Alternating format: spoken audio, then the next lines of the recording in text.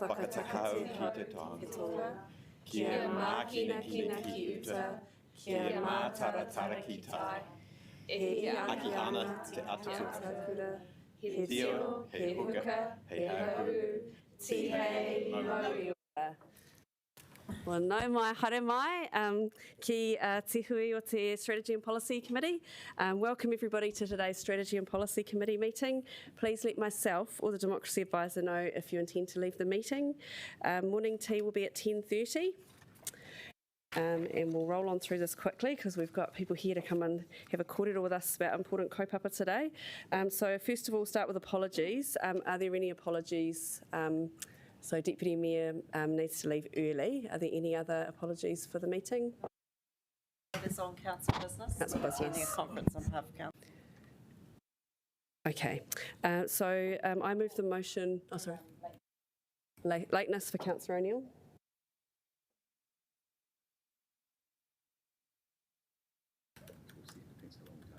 Do you want to do one for early departure as well? We'll do one for early departure for the Mayor as well. So do I have a seconder for that? Yep. Thank you, Councillor Matthews. So I move the motion that Strategy and Policy Committee meeting accept those, and we'll now put that to the vote.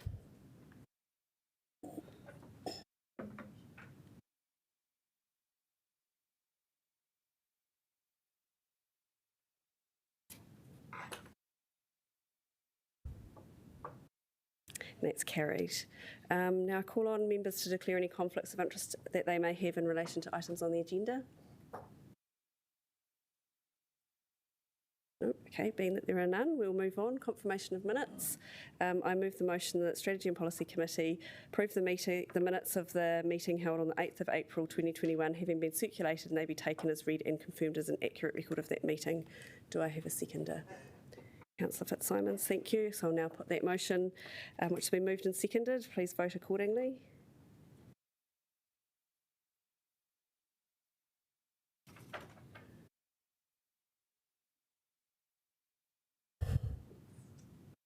That is also carried. So there are no items not on the agenda. And we're going to move straight into public participation. And I'll just say, so to start with, we have the Whale Malai Trust coming to speak with us. And I have spoken to a majority of councillors and they're comfortable with us going a little bit over the usual 10 minutes, given that it was meant to be a paper this week and we want to make sure that we get to hear everything that is needs to be shared at the moment. So, no mai, kia ora ana, talofa lava, bulavanaka, whakalofa lahi atu, malua leile, and warm welcome to everybody here. I can see there's a huge whānau supporting behind. So thank you very much to everybody for taking the time to come in and show your support, your tautoko for this kaupapa. So I'll hand over Adrian to you and you can get us started. Kia ora.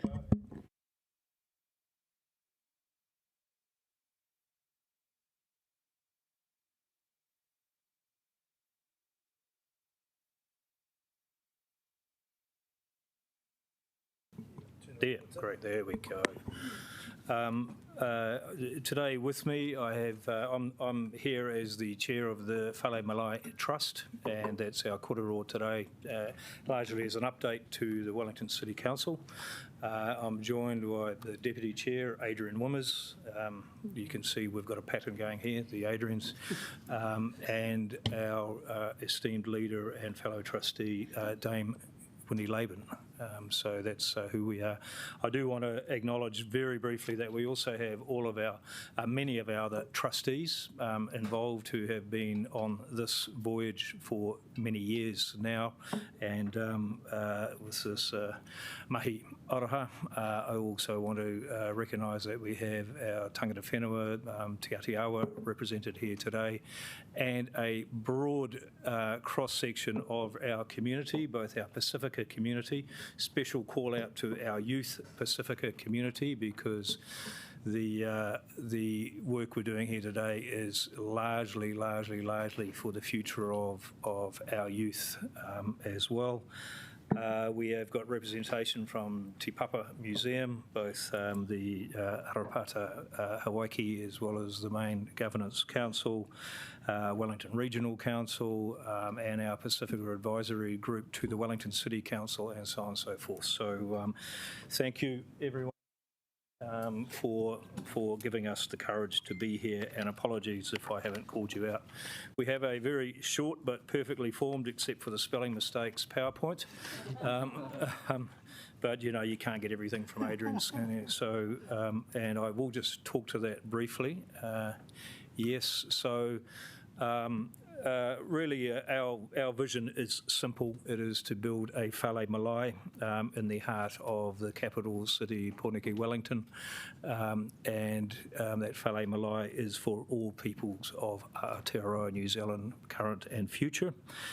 We want it to be a special, unique place for community, civil, commercial, arts, culture, where Pacifica people can have pride, courage, and really a sense of belonging for now and into the future.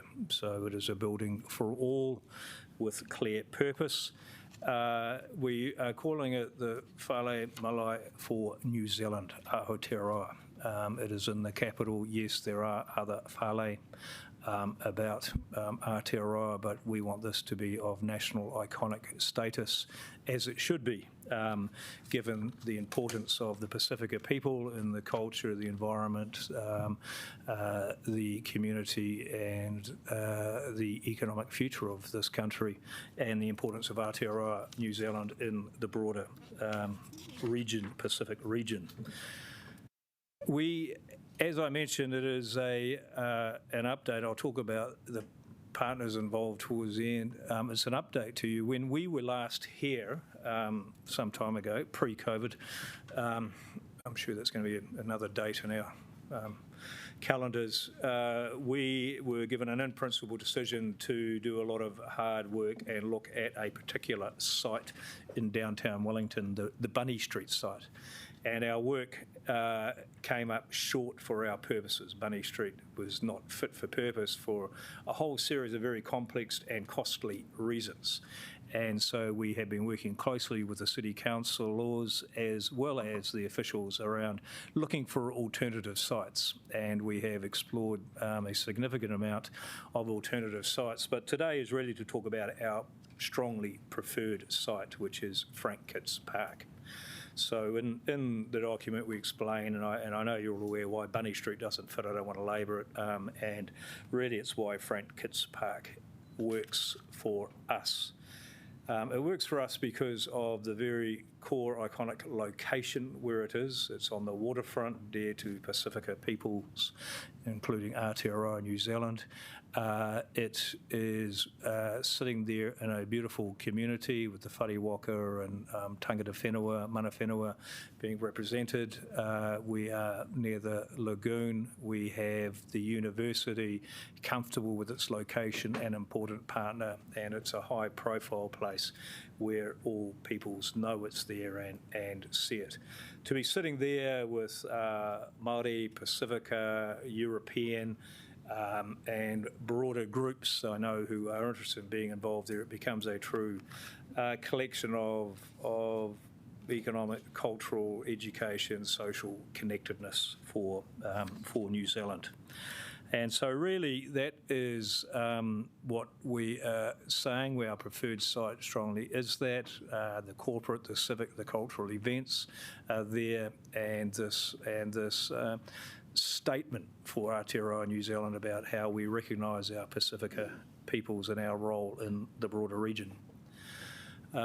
You know, and I truly believe, and it's not a belief, it's a fact, given all of the mahi that our trustees have done, and asking the wider communities, affected parts, that this would be a place of significant hui for the Pacific region, related to economic, climate, United Nations, sustainable goals type efforts at a national and international level, as well as our local, regional and community level. So you know, we like to be aspirational, and this is what it's about. Where is this? Oops-a-daisy. We are talking about Frank Kitts Park Lagoon End, our work, and I want to recognise the mahi aroha again from people who have come to work with us, CHIOPS. I know Morris is sitting behind me. I can feel his eyes burning. Tongan Taylor, people who are all different people who have been on our trust and being prepared and willing to do this out of their love for the project and this community.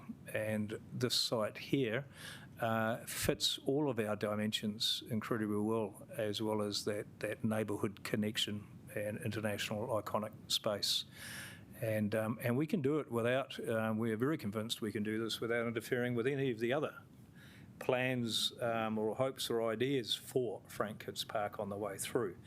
And we are very aware that, yes, there is, doing nothing at Frank Kitts Park is not an option for the council through time. Something has to be done, and we are absolutely confident that we are part of your solution, not an additional challenge. And why I say part of your solution, because we have the community, the capital, the engineering, the patience, the horizon to work across all of the technical planning issues that are involved to make this happen. And I know that those steps are non-trivial, but we're going in eyes wide open. I put here because what would a PowerPoint be without some aspirational pictures? No, this isn't what we have already built or are planning to build, but these are just examples of around the world where Indigenous peoples have been recognised, understood, cultural representations have been provided. This comes from CHIOPS themselves, just a quick search. I had to shorten them, but you can get the idea from the Aboriginal Arts Centres, from New Caledonia. That is spectacular. That is all one building, I understand. You get the idea. Of course, Whare Waka, where would we go? We would be arm in arm with Whare Waka. And here we go through from Canada. There's versions of the United States, as you can see as well, with First Nations people. So you get the idea. We are not talking about a traditional old-fashioned shed for someone to have a hui in. We're talking about something that represents current and future Pacifica and Aotearoa connectedness on the way through. Where are we at today? Well, we are getting uncomfortable in the starting blocks because it's not a natural position to be in. Waiting for the gun to be started. We have a significant committed contribution from central government to the tune of $10 million to this project. We have Te Herina Waka, Victoria University of Wellington, who are also a very strong and committed partner in this. And we have, as I've already mentioned, a very broad church of support from what do we call it? Town, gown and crown? And clown. Except you need one Adrian to take me. But, an incredible group of support. And what we're looking for Wellington City Council is to close the deal. What we know we need to do ahead, which is our final next steps, and I'll talk about what we're hoping for today. We're stuck in that vicious circle that we want to turn into a virtuous circle. What have you got? I don't know. What do you want? What have you got? We're going around. We want to begin in earnest, and this becomes the serious dollar commitment around the design phase for what this Whare Malai would look like. We need that in order to progress the independent assessment against the waterfront framework that the council correctly has. And we're in that chicken and egg bit around, well, do we spend this money in advance? Yes, we have to in order to past the next step. I totally understand why Wellington City Council are hamstrung on what they can and can't commit to at the moment, because you have legitimate process and decisions that you have to go through. Likewise, we have legitimate processes and due process around our fiduciary commitments with the money. So, we're now at that position. We want to start on the design phase and all the inclusiveness so that we can get through the independent review, so that we can have Wellington City Council partnership commitment, araha, on our build at this location.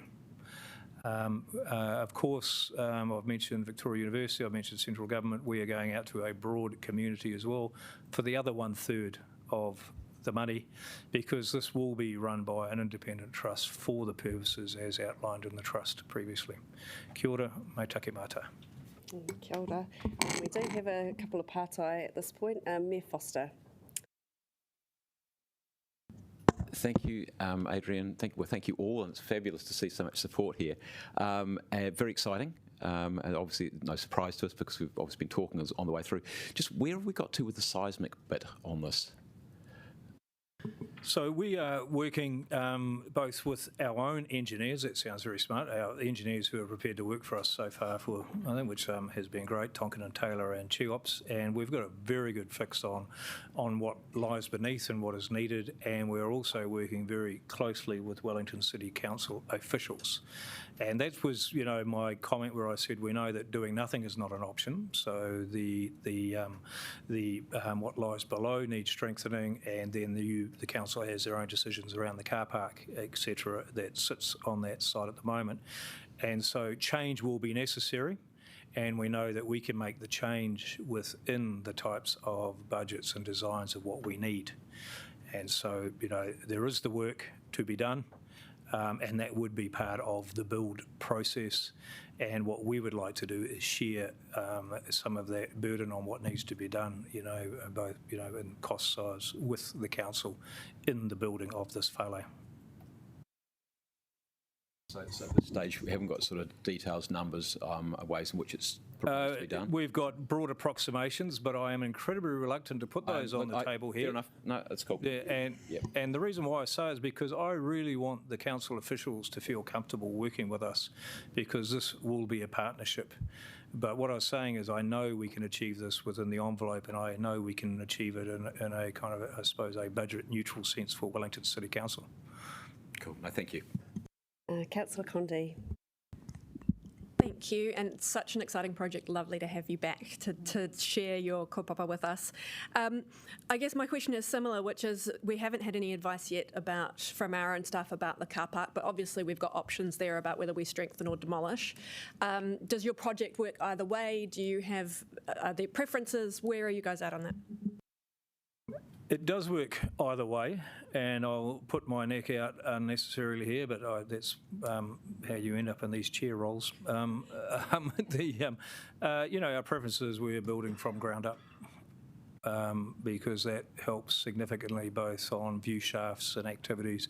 It allows us to fix what lies beneath in a far more effective and cost manner, and it also allows us to work with the council on the future of the whole park.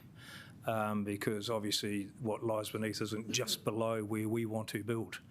And on the car parking side, well, we will have vested interest in coming out with the agree what would need to be if that wasn't there. So, the council laws will be fixed with knowledge from the council officials in very short order.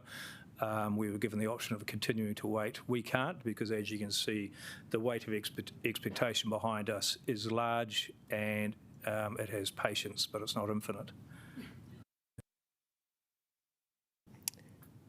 Kia ora. Thank you so much, everybody, for coming in. Thank you, Adrian and Dame Winnie and Adrian, and everybody else. I can see so many community leaders out there who have come to show their tautoko. So we will be focused on doing what we can from our end to help, and thank you so much for your perseverance and your continued leadership to all of you. So kia ora na. Thank you. So now we'll move on to Claire Maybe, who's coming from Te Ha, Read NZ, Booksellers Publishers Association of Verb Wellington, representing a number of different organisations to kōrero with us today about item 2.1. So nau mai, haere mai, Claire. Thank you for coming to kōrero with us again. It's good to see you. I'm actually just looking at what's happening here, and I wonder if we, to be fair to you, if we should just have a wee maybe 5-minute adjournment. Sorry, Claire, I just think it's not fair to you. Thank you.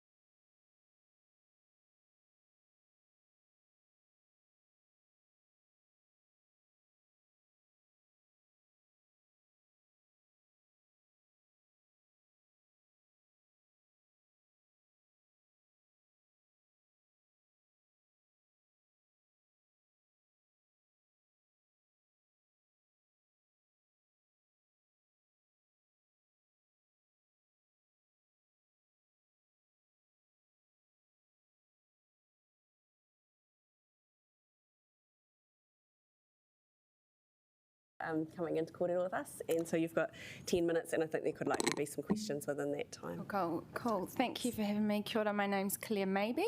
I'm from Verb Wellington, and for those of you who don't know me, what we do is connect writers and readers through events and festivals, and we're working really hard on writer development through residencies and publishing.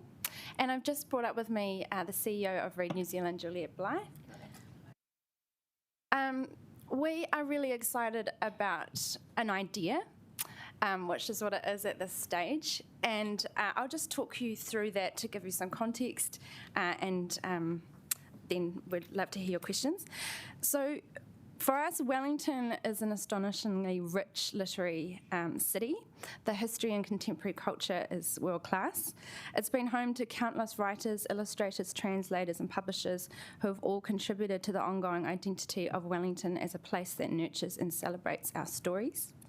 The Central Library project is an opportunity to imagine what it would be like if all of the city's literary organisations could come together to invent and be in one place and to amplify each other's mahi for the public. The Literary Hub is a unique space for Wellington and reflects the generative, inventive and community-driven nature of our various mahi. The depth, shape and detail of that hub would be co-designed by a working group of representatives from the literary sector in Wellington and with Wellington City Council. This coming together in the space in Central Library allows cross-organisational collaboration and amplification, a public-facing space that elevates Wellington's literary identity to drive public interest in books, reading, writing and ideas.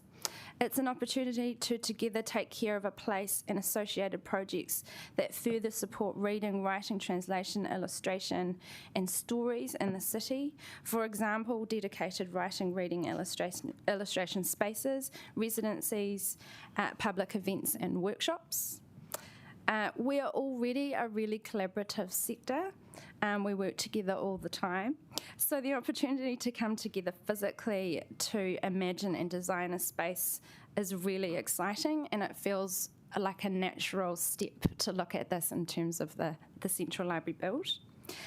In terms of the who that I'm talking about, Wellington is home to regional and national literary organisations, as well as a very diverse and active population of writers and independent publishers. The initial group that I'm listing are all supportive of the kaupapa, but we're not representative of everybody yet. The next steps would be to create an even broader working group. So those people are Verb Wellington, Read New Zealand, Te Haa Ngā Po, Booksellers New Zealand, Kate de Goldie, who's many of you will know is a champion for reading, the Publishers Association of New Zealand, and Robin Hunt and Trish Harris, who come from Writers with Disabilities. And further groups may include the Māori Literature Trust and the New Zealand Society of Authors of Wellington branch, independent writers and publishers collectives. For us, the next step on this kaupapa is meeting with Gisela Carr, which is happening really soon. And we would love to do things like flesh out the values collectively of the kaupapa and the methodology of our research and development for imagining what this could be. There are case studies and examples of this kind of thing overseas. We don't wish to replicate them because we want this to be a Wellington city space, but the closest one to home is probably the Wheeler Centre in Melbourne, which some of you may have heard about from Peter Biggs, who has been championing that space for quite some time, and he's very supportive of this kaupapa. So the Wheeler Centre in Melbourne, it's in the heart of the city, associated with the State Library of Victoria, and it's home to Melbourne's various festivals, literary organisations. They work together. It's a publicly funded organisation. It is quite different, I think, to what we're looking at, but it's an interesting one to get a sense of the potential. Another one that I've had a long association with, and many New Zealand writers have had a long association with, is the Norwich Centre for Writing. It's probably the oldest writers' centre in the world, and that kaupapa is really about supporting international connections between literary organisations. They hold an international symposium every year from people from all around the world talking about what is relevant for their writers, their readers, their translators and their publishers. Many of our writers have appeared over there and done residencies and things like that. So there are some really great examples, but I think the exciting thing is that we could make something that's truly unique, and there is nothing else like this in New Zealand currently. Yeah, so that's it from us. So we welcome your questions. Councillor Paul. Oh, kia ora. Sounds really cool. I was just wondering if, let's just, like, hypothetically, there was like a young person that, you know, wanted to be a writer and was really good at it and used the space in the library. How would this centre help them? Like, can you talk me through how they might be able to access it, who can access it, how it supports people in doing that writing and all of those kinds of things? Yeah, I think that's what is really awesome about this is, so each of the organisations in this have what we all do this for is to get more readers to read our stories and to encourage more people to believe that they can be writers. So I think this space, the way I imagine it, and this is just me, is there's a real sense of comfort. It's not intimidating. It's like a lounge, and you could come in and connect with any one of the organisations who could hook you up with someone to talk to, a writer who they might admire and connect with. They might be someone who could benefit from services that any one of the organisations can provide. They might have work that they want to show people, and we always want to read what young people are writing, and that could lead to publication of that work. There's lots of different ways I think that we could be helpful. Kia ora. Are there any other pātai? Oh, Councillor Foon. Kia ora, Claire, and thank you all for your work. What you've been putting on in Wellington is just so inspiring. So just on behalf of our council, I'd like to thank you for all of that. I guess what I'm interested in is the tension between the the groundbreaking leadership and the haven't been tried before. And I guess the question to you is, what do you see as the opportunity even for, the economy of Wellington or our creative culture in Wellington? Like, what do you think this will bring to enable those things even further? Well, I think there are kind of pragmatic things around that, but also the realm of imagination and perception. I think that Wellington is already a really literary city. I think that we have incredible writers who have a national and international profile, like Patricia Grace, and we claim Witty, even though he's not technically living here, but he's here all the time. And Bill, we have these incredible individuals and collectives, which is just generating all the time. There's so many young publishers and writers. And I think what this does is, in a pragmatic sense, we could share resources more easily. And I think we are all the same in that we rely on year-to-year funding. Some of us are more highly funded than others, but I think the sharing of resources is really cool. I think the collaboration is the future. I think it's just logical. But I also think it's a real chance to amplify the identity and the purpose of all of our organisations together in one place and space. And I think that allows people to connect much more easily with what we do and how we can help. So I think there's pragmatic but also real aspirational purposes to coming together. Kia ora. Yeah, the Readers and Writers Festivals have been really life-changing for me, so I'd like more to share in the opportunities in that space. So kia ora for your mahi. Well, tēnā koutou, thank you so much for coming in and sharing your amazing knowledge with us and inspiring us on what's possible for writers in Wellington. So thank you very much. Thank you. Thanks for having us. All right, so now we will move into our general business, and I'd like to invite Mayor Foster to introduce Report 2.1, which is the Central Library Project. So over to you. Thank you, and look, I'm delighted to. I've just left. I was going to say some nice things about that Claire in the presentation that just gave. They can do that later on. Anyway, look, I'm delighted to move this, and want to thank the officers for the work that they've done so far. There's been a huge amount of work, and there's going to be multiple touch points, both for us as governors, but also for the community to be able to see the progress which is being made towards the development, the strengthening, the reopening of Te Matapihi, our central library. I think it's an incredibly exciting project. I think what this paper does is it shows quite clearly some of the things that we're planning on integrating into the library. So obviously we've got Capital E mentioned there, which I think will be fantastic. There's clearly a very strong synergy between Capital E and a youth-focused component of the library, and it makes sense to bring them together. The City Archives, I think that'll be fabulous to bring some of those old stories that we can tell and open up to Wellingtonians out of the I won't say the basement, but the hidden recesses of Barker Street, and put it front and centre. I think that'd be really, really strong, because I think telling our stories is really, really important. And a city service centre as well. I've got to say, I find that having a city service centre now, which is down the other end of town, is not the most accessible in the world from this end. So it'd be great to have that, all of those things there. And then obviously we've had approaches from several different groups saying, look, we are keen to be part of this. So we've had the rainbow community say that, we've had the interfaith community say that, and now we've had the literary community say that as well. And I think that what we've just heard, to me, it speaks very strongly to our arts and culture strategy.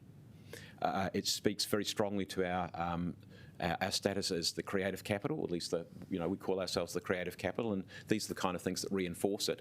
And it also fits very closely with the framework that we approved, the draft framework we approved for Tanako Civic Square, which was about a centre of, amongst other things, a centre of creative activity. And if we can do this, and we can do the School of Music, you're really starting to get this real centre of creativity in the heart of the capital. And I also like one of the things that Claire talked about there, about sharing resources and collaboration, because that's something that I see so often in so many different parts of our community. Whether you see it in the events that we've seen, like the Newtown festivals and the Cuba Dupers, whether you see it in the tech community where everybody's coming together and celebrating each other's successes, not saying, hey, aren't we great, but aren't you great, and isn't it great that we're supporting each other? Whether you see it even the hospitality community, coming together to try and address city safety issues with us. So there's a whole lot of different areas where I think Wellingtonians are really, really good at coming together and working together to get something which is bigger than the sum of the parts. The whole is bigger than the sum of the parts. So I think that's part of what I see coming out of what Claire was talking about there. So I think that's really fantastic. And I think there is some wording which is being put in there just to pick up the that aspiration. Right, cool, that's fine. Good. We've been, when we look at the paper, it's really about asking us for decisions or for guidance on a couple of key areas. We know, I suppose I've already spoken about what the building's going to be inside, but it's also going to be a great building outside as well. So we're strengthening the building. But we're also looking to integrate the building so much better with Tanako Civic Square and with the surrounding streets, so it'll make a significant difference to the life of those areas. So in terms of the decisions we're being asked to give guidance to officers, now I've seen some criticism from some not terribly well informed members of the public saying, why are we making essentially more decisions when we've already made a decision? We only made a decision on which essentially the high level thing of are we strengthening to a high level, or are we strengthening to a lower level? We said we're going to strengthen to a higher level. Are we building new, or are we strengthening the existing? So we've made that call. But I think anybody who suggested that is the end of the story in terms of the decisions that need to be made on what is a very, very complex project needs to think again, because there will be, as I said, a number of different touch points. This is one of those. So what are the decisions we're being asked to make? Well, there are two of them. One of them, in October, we said, we would like you to have a look at the upper floors. Can you do better with that? Because when you look at the building with the best will in the world, there's a lot of kind of waste space. We don't use the rooftop area at all very well, and the office space which is up there is fragmented and small. And so can we do better with that? And officers have put three propositions in front of us. I think that they have gone for the right decision, and I think they've done that for several reasons. One, you look at it from a business case point of view, it's going to cost some money to build it, but the revenue benefits, whether that is us occupying it or whether that's anybody else occupying it, outweigh that. It gives a positive return on the investment. That makes sense. That would be true if you did the more limited option, or you did a more significant option. Whether you went for a tower, well, a tower is essentially everything starts again, and it's pretty clear that you'd have to start from scratch in terms of the strengthening, because it won't stack up. So I think the officers have gone for the right proposition. One is it doesn't delay the reopening of the library to the extent that the others would, and obviously the tower option would delay the opening very significantly, because you have to fundamentally redesign the seismic component, the engineering components of the building. The second thing is that it allows us still some space which is there on the rooftop to be able to use, and I think we should be looking to use that. I mean, the ability to be able to be up there, to enjoy that space, to be able to look out over the harbour, that's a wasted space at the moment, and we should be able to be looking to use that. And the other one is that we've been advised that it doesn't interrupt the sunlight access into the building itself, and doesn't have to reframe that. So I think for all those reasons, it makes the most sense to me, rather than going for something which is more complex and is more likely to slow the delivery of the building. It's a long enough project anyway, and I don't want to slow it down anymore.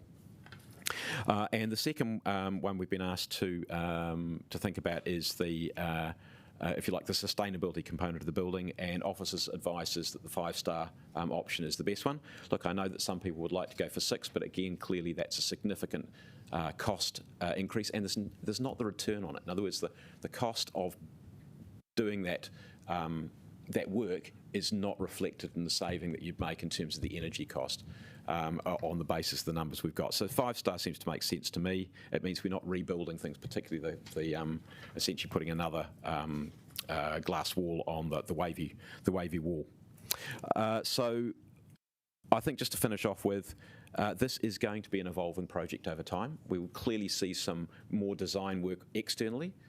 We've clearly got to see the design work in terms of the engineering side of things, and we've clearly got a lot of work to be done inside the building as well, about delivery of the service and delivery of the services, actually, in terms of the supporting services there. So we will look forward to seeing that over time. But delighted with the progress, and I just say to all of the team who are working on it, both our own officers and all the consultants who will be involved in this, keep up the good work, keep us informed, and go to it. It's exciting. Kia ora, and Councillor Fitzsimons, you're seconding? Yes. Now. Just very briefly to say that it's just wonderful to start talking about the library in real terms and see the potential for what's going to happen there. Because the future of the Te Matapihi was the most commonly raised issue with me during the election campaign. It was a real concern for Wellingtonians, and now we're seeing actual progress, and we're starting to talk about what the building will be and what will be in it. And I really like the approach that's being taken here, which designs for the whole of the population. And that is the thing about libraries, they are for everyone. We are looking at traditional users, new users, and future users. And I think that's the great thing about the decision we're making today. It's not just a decision for today, but it's an enduring decision for Te Matapihi. And what we are seeing is the development of a modern, functional, and strong library with Green Star sustainability and something for everyone. I'm really pleased that we have the option around the housing tower, because despite the fact that it's not feasible in this situation, it is the approach that I think we need to be taking as a council, which is to take a leadership role in looking for opportunities to build more homes in every single decision we make. And that's why I'm pleased that the work was done looking at that, because part of it is a cultural change within the council to say we have a leadership role in creating more homes for Wellingtonians, because there is a problem there.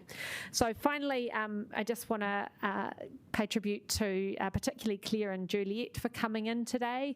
And I think they've indicated what's really good about local government. You can have some people who are very well connected in the community, who represent a whole lot of different groups who are important to this council. They come along, they make a submission, we listen, we include it, and now the work will be done. So it's as easy as that. When you've got a good idea to influence this council, which I think is very welcome. So finally, just to say thank you to the officers for the work that's been done on this. It has been substantial, and it's genuinely recognised and acknowledged, so thank you. Councillor Matthews. Kia ora koutou. Again, I'd like to echo the thanks to officers for what I think is a really great piece of work, and acknowledge the leadership of Mayor Foster and Councillor Fitzsimons and the political leadership to get us to this point. And also I'd like to thank the Mayor for including the Literary Hub in the paper. I think I really appreciated the submission from Claire Mabey and Juliet Blythe, and I actually think that the significance of Wellington as a international literary hotspot is something that we don't kind of make enough of, and I think there are opportunities here. Te Matapihi ki te Aonui. I'm very excited that we have this name gifted to us, and I'm really excited to see it come into common usage, as has happened with other buildings and parts of the city. So, I'm gonna, every time I say Central Library, I'm gonna give myself a wee and say Te Matapihi. I also just wanted to briefly say it's not just the name, but I think running through this paper is some excellent work with mana whenua, and to really reflect, in our kind of modern city, its history and its future on that, with the traditional, with the people of our land, the mana whenua. I also want to acknowledge the presence of accessibility and universal design in this paper, and again, that's something to weave through everything we do from now on. Briefly on the issue of the towers, I'm possibly the only councillor who would vote for. I would put a tower of apartments on top of everything if I had the chance, but I do acknowledge that it may not be the most practical opportunity to do that, but it does give us that challenge. If we can't do it here, we need to do it in other places. So yes, I'll be looking forward to all of your support for big towers of apartments on other buildings. Deputy Mayor Free.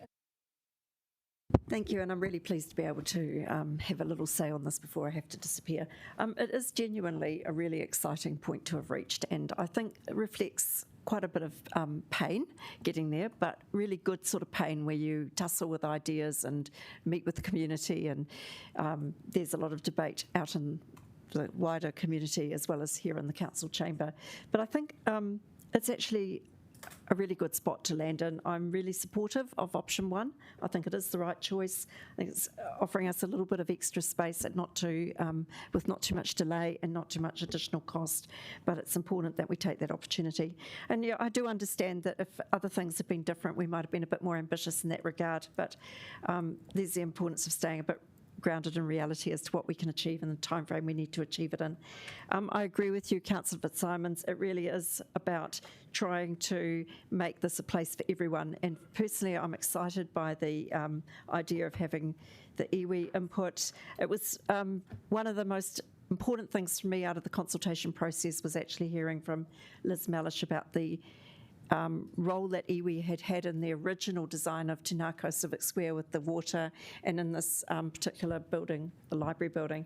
And I'm looking forward to it once again being really genuinely again Te Ngākau at the heart of Wellington.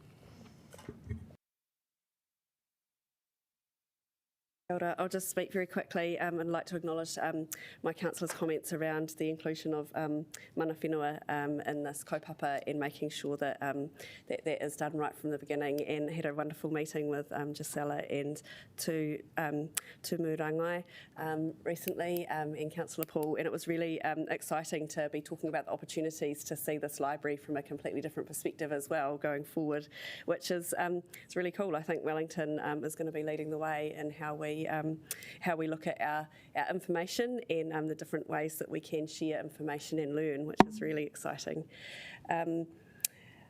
I'm pleased that Mayor Foster that you've put that amendment in around the literary hub. I think it's fantastic and amazing opportunity for young people, particularly seeing what happens in the writing process and understanding how that works. That's how we support people to see this as a future career opportunity for themselves. I think young people stand to do quite well in this new library, and that's really exciting. Really, really excited to see Capital E, very much a central part of this.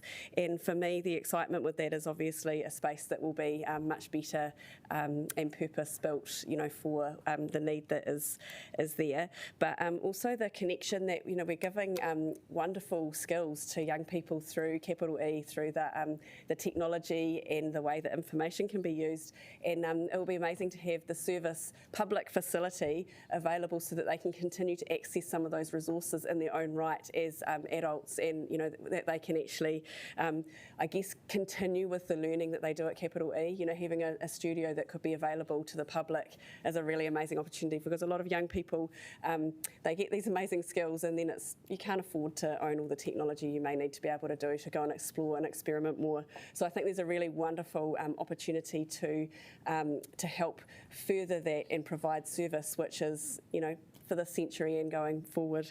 So thank you everybody, particularly staff and Sarah from Capital E, Experience Wellington, who have put so much time into thinking about what's possible and pushing the limits. So keep doing it. It's really exciting.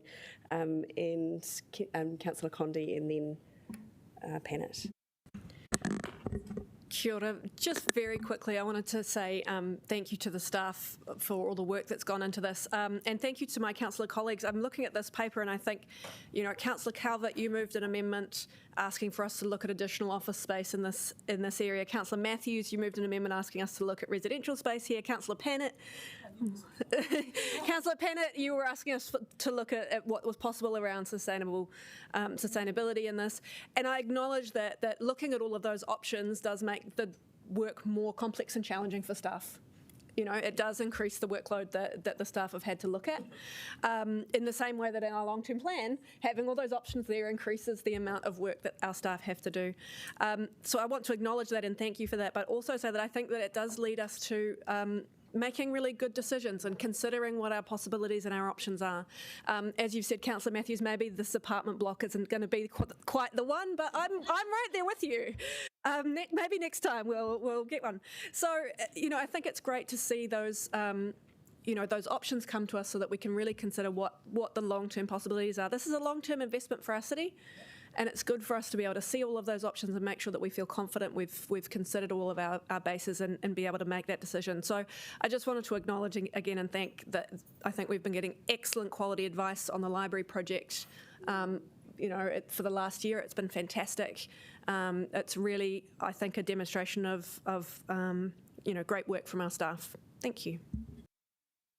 Councillor Pennant. Thank you. Also very briefly, because you've made excellent points, so I don't need to repeat them, obviously.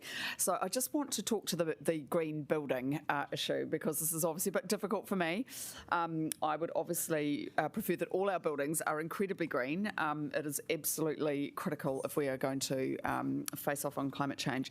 But I'm going to take the advice of officers from the sustainability team about just where we get the bang for the buck, and this might not be it, because it is quite a lot extra.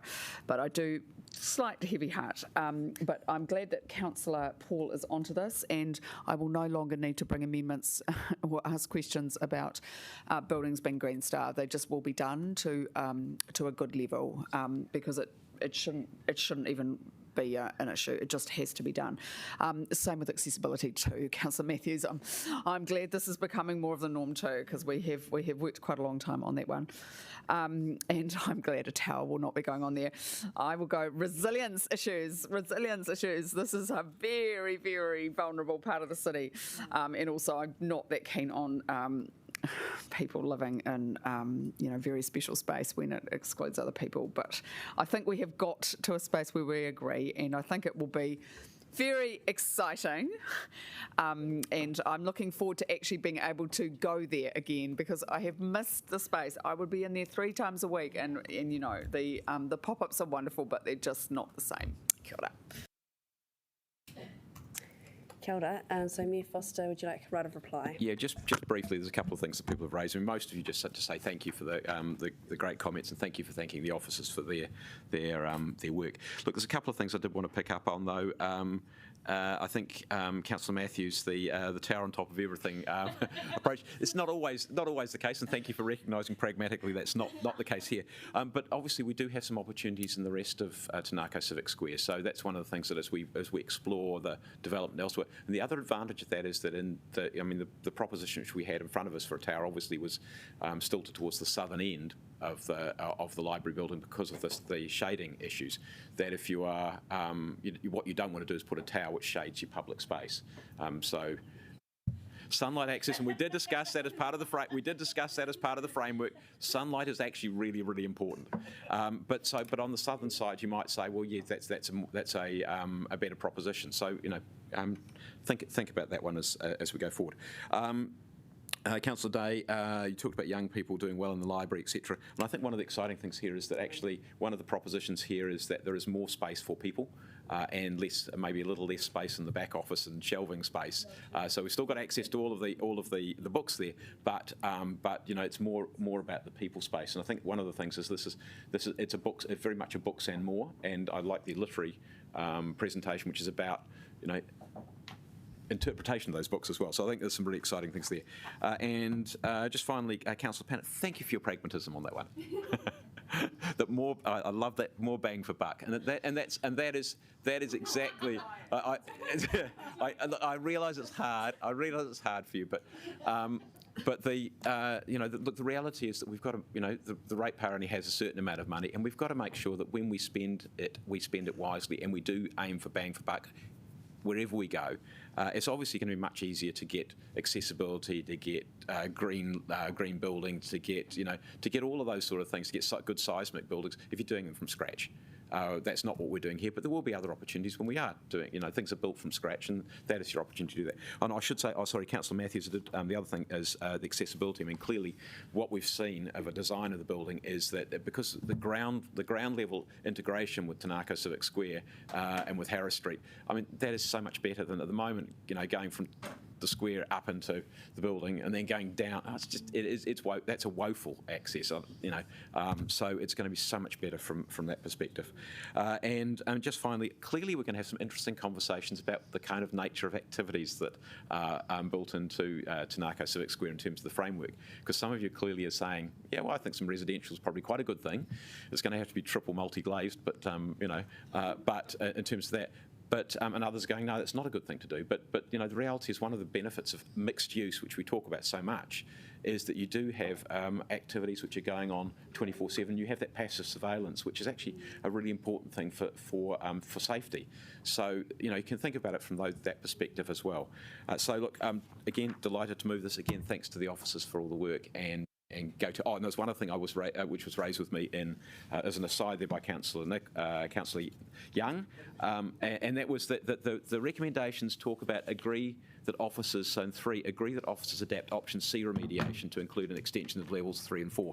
So the reason for that being written that way is we've agreed option C, because if you go back to our decision which we made in October, we had option A, B, C, which were the 3 remediation options for the existing buildings, C being the high level resilience, and that was the one we chose. And remember, of course, we had D and E, which were new builds. So we chose option C, so that is our current policy. So we're doing option C, and now what we're doing is we're saying we're going to extend the rooftop area of option C.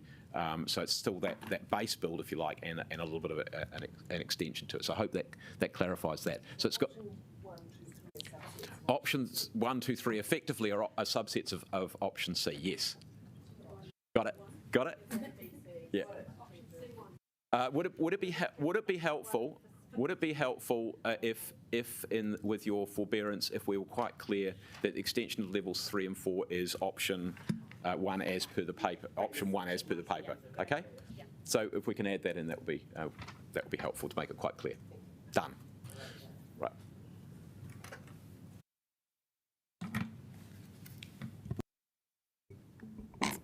All right. So now that that's been moved and seconded, we will vote.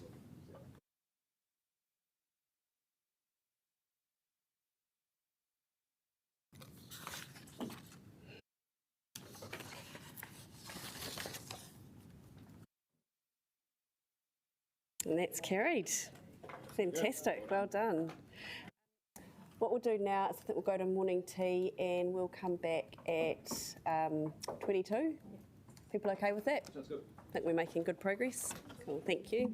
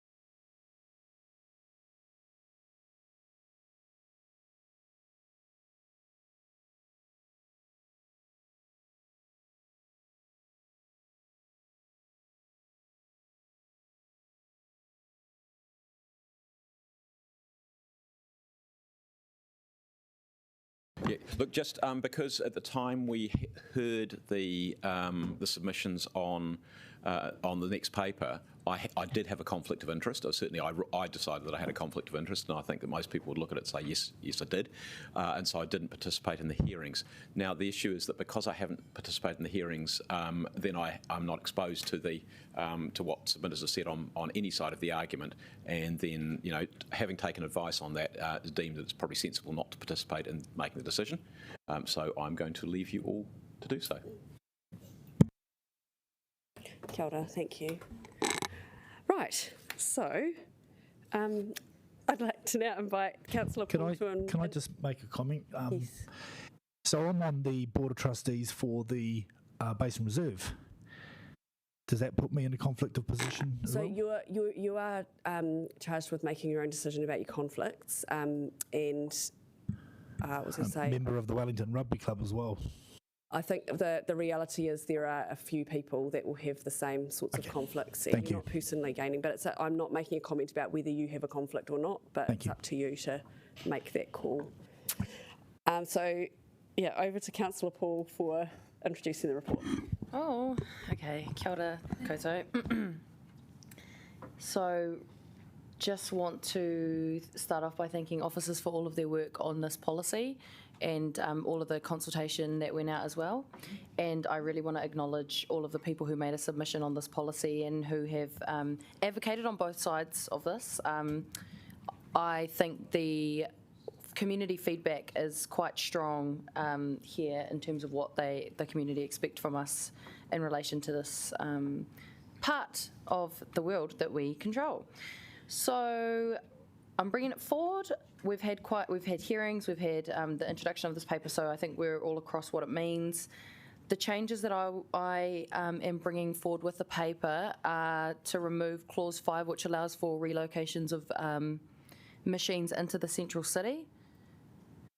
I just don't think that's fair that everyone can move into the city, particularly with the recent concentration of emergency housing tenants in the central city, but also all of the people who have existed there for a long time who are vulnerable to these machines being present in our communities. I think pokies are a stain on our community, and although I acknowledge that the funding from them does go into worthy causes, and I'm on boards for NGOs, and we've had long conversations about whether we accept money from gambling, whether we accept money from oil and gas, companies or funding or whatever. And we are really moving into a space where I think we need to be ethical and sustainable with the types of funding that we accept and that we use, especially when we're putting it towards an activity that has a social or community good. And I also think as councillors, what I've experienced is that often if something is not within our control, then we say, for example, online gambling or being able to provide more funding, we always say, well, that's a central government thing, therefore it's not our issue. Well, actually, we have a really important role as city councillors, and we have a lot of influence, and we can go down the road and talk to them. And many of us have done that on different issues. So I think one of the other amendments is that we agree to advocate to central government and note that they collect 1/3 of Class 4 gambling funding as well. So I think we all need to go down the road and have a conversation with them as well on behalf of those community organisations that do receive this funding. And the last addition is on the LGNZ AGM, where they accept remits on issues that are relevant to different TLAs around the country. So I'm asking that we prepare a remit to go forward to that AGM. It might have already been done, I'm not sure. And we ask that LGNZ investigate the issue and advocate to central government on our behalf as well. So looking forward to hearing all your feedback and getting this done. Finally, we're one of the last TLAs to do this around the country, so thank God we're catching up on everything now. Kia ora. Yes. We've got a question of officers. Yeah. Sorry, could the staff come to the... Sorry, I just did want to ask...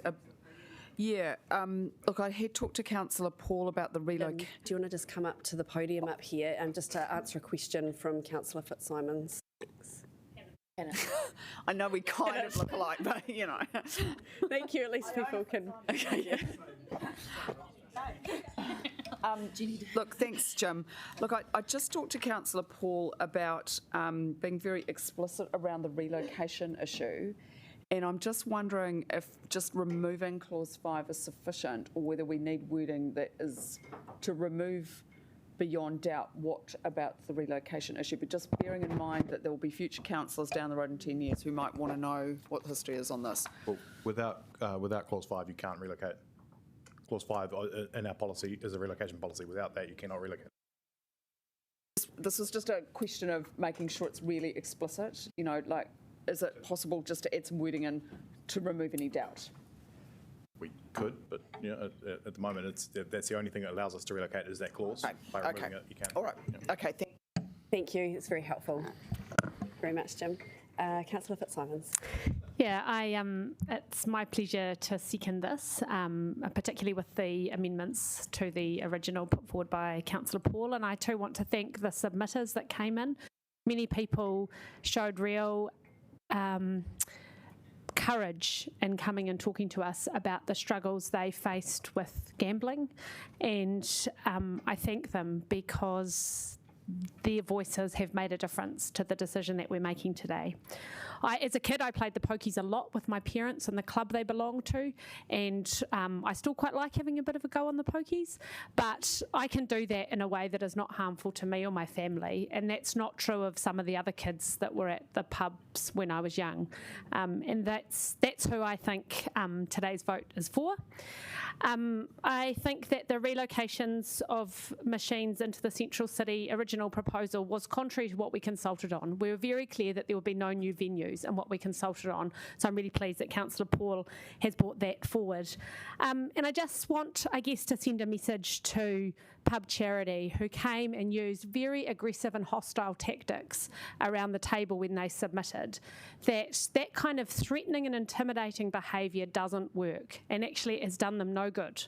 It has made people very sceptical about the position they come from, and it has attempted to drive division and a wedge between those who support this and those who don't, and far more moderate approach to their advocacy would have been helpful, and I know that some of the people who are associated with them and are on their side are disappointed by that tactic. On the other hand, I'd like to thank the Problem Gambling Foundation, who spoke with truth and integrity and showed us the real harm and costs of pokie machines in our communities. Look, I've played in sports teams. I've had a netball team that was sponsored by these machines. I understand that in sport you're desperate for money and you need to go and look and find it where you can. And I think what this paper shows us, and what I know from the submissions, is that law reform at central government is desperately needed in this area.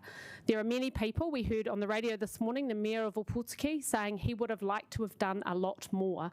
There is a lot of will in the community to remove these machines entirely, and I think that, you know, by voting today in favour of a sinking lid, it's not going to solve all of the problems of gambling in our communities, and it's not also going to cut off funding overnight to these groups. Both of those things are unlikely to happen, but what it is a symbolic vote consistent with our values, and that's why I'm supporting it.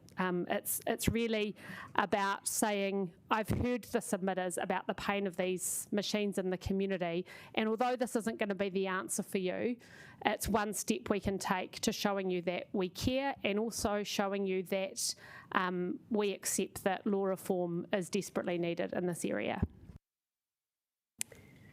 Councillor Sparrow. Yeah, well, as we know, sinking lid policies have been introduced or are being introduced into most of New Zealand's major cities. And that's the way I suspect Wellington is likely to go in an endeavour to address the problem gambling issue. One which we have heard has a major effect on the lives of a not insignificant number of New Zealanders. And we do have to be grateful to the likes of the Problem Gambling Foundation and the Salvation Army and others for the great work they do in helping people with these issues. The number of both venues and gaming machines in Wellington has decreased around 40% over the past 15 to 17 years, but unfortunately the number of problem gamblers has not reduced. So sadly, problem gambling is not going to go away anytime soon by our introducing a sinking lid policy. In terms of pokie machines, that will only happen when there are no more of those machines. So their numbers will diminish very slowly over time. It could well be 50 years or more. We've also heard that many community, sports, cultural and other groups are heavily dependent on funding from Class 4 gambling proceeds. And a local principal mentioned to me the $100,000 funding his school had received. The local Sri Lankan society is dependent on gaming funding to pay their community centre rent to the Wellington City Council. And I'm sure there are a number of other community groups in that position.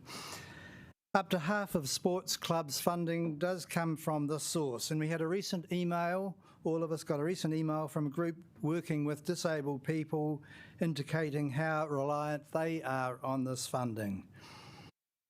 A number of these groups have made it very clear that they will cease to exist, and many ordinary Wellingtonians will miss out on sporting opportunities, cultural events, etc., if they are denied that financial assistance. But as Councillor Fitzsimons has just pointed out, these groups do need to be reassured that this funding will not disappear overnight. That will be a much more gradual process. And like it or not, the only realistic option, I suspect, is for central government to come to the rescue. There are not likely to be any other funding sources over the years, which is why I indicated 2 years ago I would be pushing for an amendment that we submit to central government to provide alternative funding. And that proposed amendment has now been superseded. We are talking about tens of millions of dollars of funding to community, sports, cultural and other groups in Wellington alone. In terms of Class 4 proceeds, this council receives $200,000 to $300,000 of operational funding each year, predominantly in the parks, sport and recreation area, as well as occasional capital grants for upgrades, often in the $500,000 range. Plus we have CCOs who over the past 4 years have received capital grants totalling approximately $2.5 million. And they are very dependent on this funding. If we are to be sincere in our distaste for revenue from Class 4 gambling, and we being council, blood money, as some have called it, should not we, Wellington City Council, be taking the lead and stop putting our hand out for it? As of now, I believe that Hamilton City Council has adopted such a stance. So I'm simply asking the question. I'm not pursuing it further. I was intending to do so, but I'm simply asking the question if we are to walk the talk. So in conclusion, sorry I've gone for longer than normal, there is no easy answer to the whole issue. The sinking lid policy is likely to be adopted by this council with or without my vote. I told my wife last night I probably would vote for it. It might be the right thing to do, which, in my view, is actually a rather sanctimonious phrase. On the other hand, making a stand of sorts for the many community, sports, cultural and other groups who do provide so much benefit right across society, that also might be the right thing for me to do. So I'm still working on it. Kia ora. Councillor Foon. Kia ora. Thank you, Councillor Sparrow, for your thoughts. Good to hear you on this. I'd just like to start by thanking all of our team for the hard work. I know what you've put into this paper. I really want to thank all of the submitters who have come in, and particularly those who came in to speak to us in person.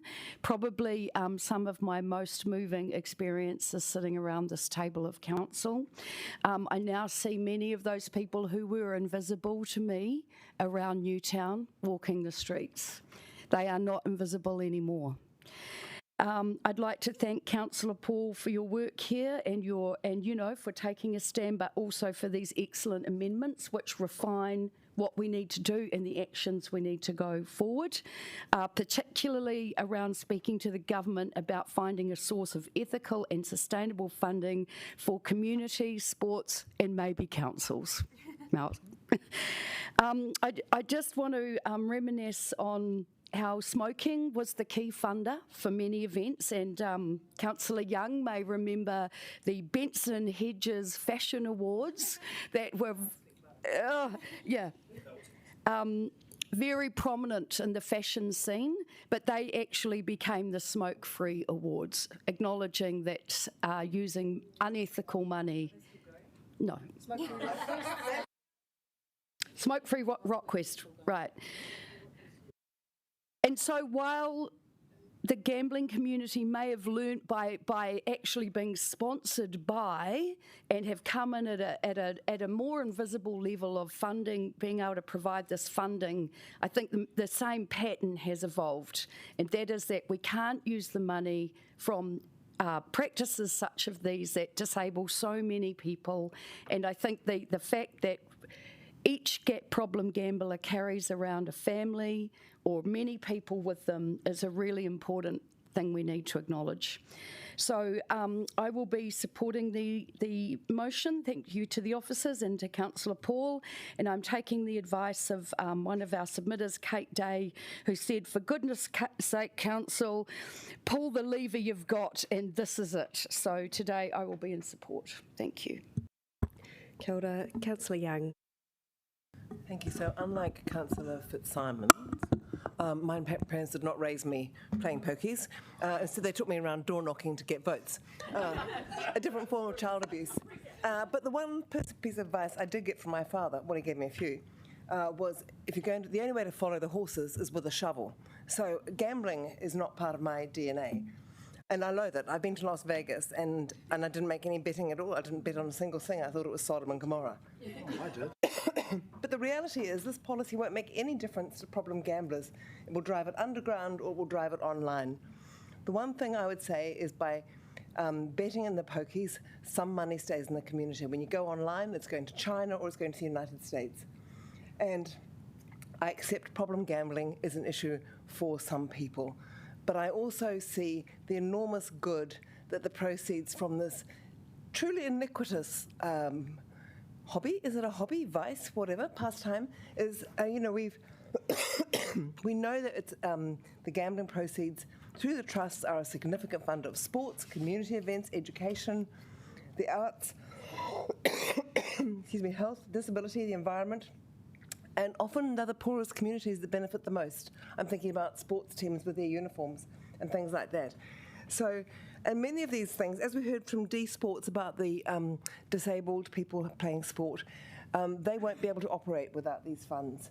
So we have to accept that if we pass this, it will be a killer blow for some of the most vulnerable people a very large number of vulnerable people in our city, as we heard from them. We know that the funding is already drying up. We know that some of them have already said, well, Wellington's so anti-us, so we'll put our money elsewhere. And I do believe it is just a form of virtue signalling because it won't make any difference. I can gamble on my iPhone now. Instead, I'll be doing it in October next year. I'll be supporting the obvious ones like accepting the paper, but I won't be supporting these things because I think it's meant with the best of intentions, but it won't have any effect, and it will have such a big effect on people like the disabled, the sports, etc. And those of you who are going to the opera or ballet, you clap when you hear about all the money that's being given to them, but a lot of it's from these trusts, so the arts are very dependent on it too. Councillor Matthews. Kia ora koutou. I would like, firstly, of course, to thank officers for their work and thank Councillor Paul for your leadership on this issue. And, I am very clear that this change won't save the world, but it's also not the end of the world. It is very much and thank you for those words, Councillor Paul, something we can do. And I would note for those people who are saying it's the end of the world and the death of a bunch of organisations, that Auckland City has had a sinking lid since 2013. And I do believe that people up there still play sports, go to, events, the arts are still, like I'm not saying it's a dream scenario for every organisation all of the time, but it has not been a disaster.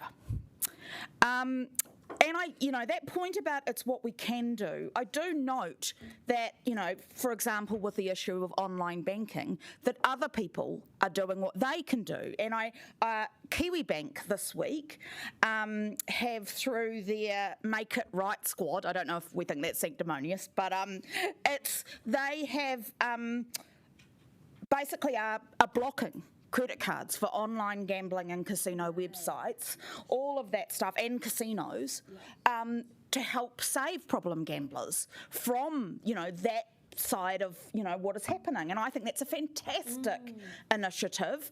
And, this is the thing that we can do. So, we're all kind of having the influence to try and help in the area that we can. I wanted to the submissions, I also, Councillor Foon, found them very powerful, and I just want to quickly quote a couple that are in our papers. Submission content: to stop my husband playing the pokies. Yeah. Submission content: pokies have affected my family as my mum goes there.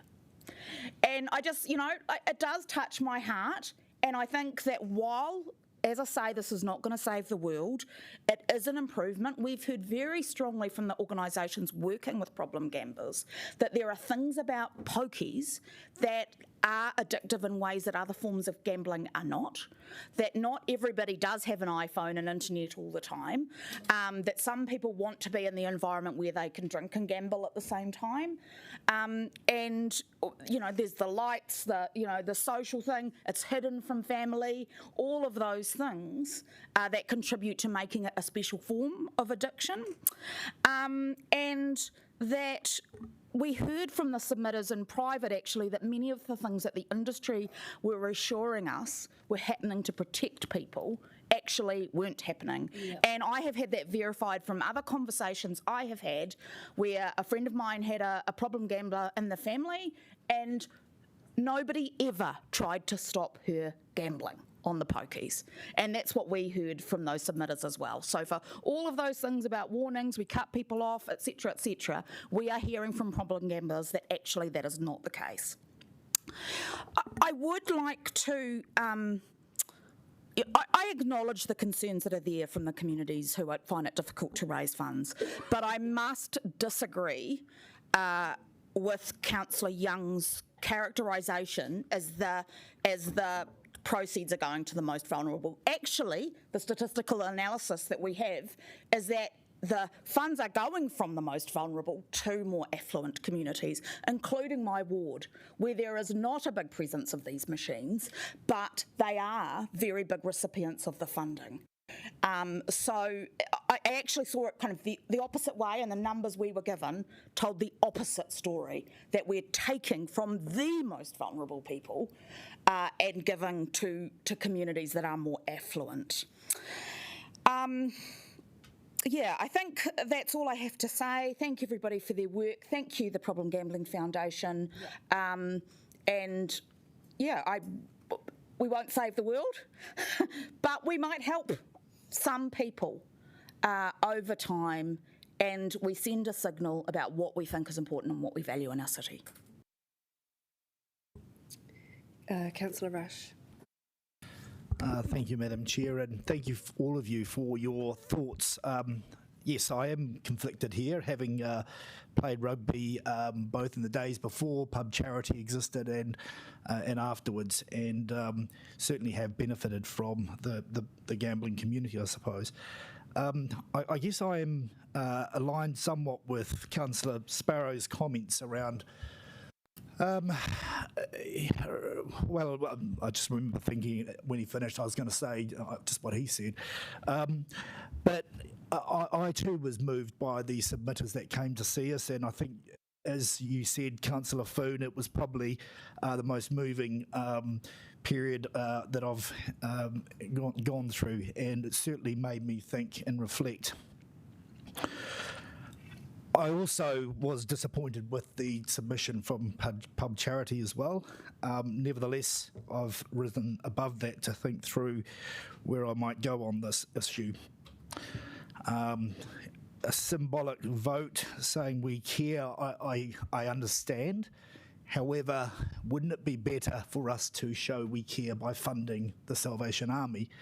What we are doing is telling ourselves that we've done something productive here, and yet we know there's only a matter of hundreds of problem gamblers in Wellington, each of one of which we could identify and actually help. I also note, as Councillor Young said, that many cultural and sporting communities are benefiting from this, from largely people who are not problem gamblers. I also note that people are entitled to gamble. I don't think it's unethical to gamble. I don't think smoking's unethical either. I loved it for 15, 20 years. Nevertheless, gambling's not part of my DNA either. In the end, I suppose I would like to celebrate the free choice of people to spend their money how they choose. I believe there is a role for the state and this council to identify those who are most at risk and are putting their families in jeopardy, and we should do something about those people. I don't think a sinking lid policy is the right way to go. Councillor Condé. Kia ora, thank you everyone for your kōrero.